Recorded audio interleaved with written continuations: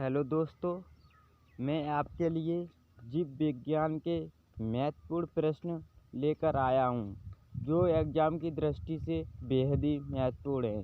तो आइए जीव विज्ञान के प्रश्नों को डिस्कस करते हैं। मनुष्य के जीवन काल में कितने दांत 2 बार विकसित होते हैं? तो ये 20 दांत 2 बार विकसित होते हैं।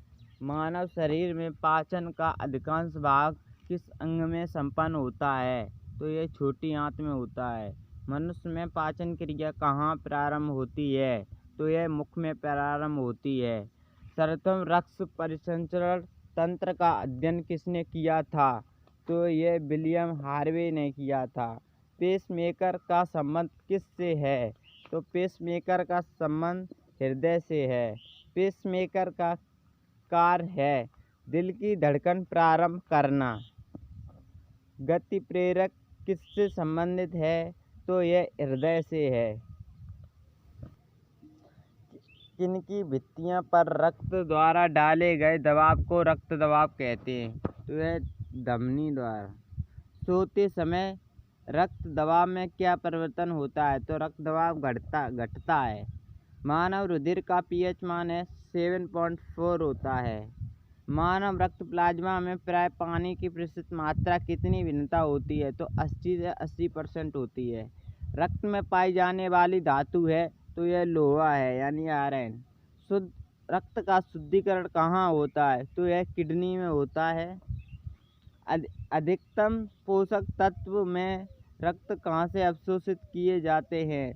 तो यह छोटी आंत द्वारा अवशोषित किए जाते हैं।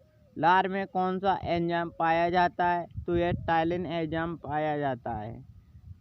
पेट में भोजन को पचाने के लिए किसकी खास आवश्यकता होती है? तो यह एंजाइम की आवश्यकता होती है। लार किसके पाचन में सहायक होती है? तो यह स्टार्च के पाचन में सहायक होती है।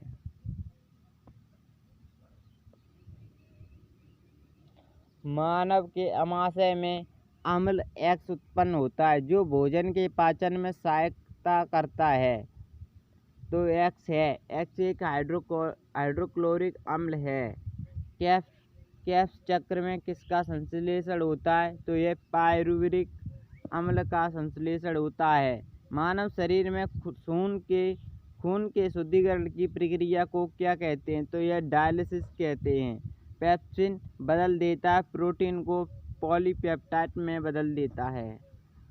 क्वेश्चन नंबर अगला, पाचन क्रिया में प्रोटीन किस पदार्थ में बदल जाते हैं? तो ये अमीनो अम्ल में बदल जाते हैं। वह अंग कौन सा है जो मानव शरीर में ग्लाइकोजन के रूप में कार्बोहाइड्रेट को जमा करता है? तो यह यकृत जमा करता है।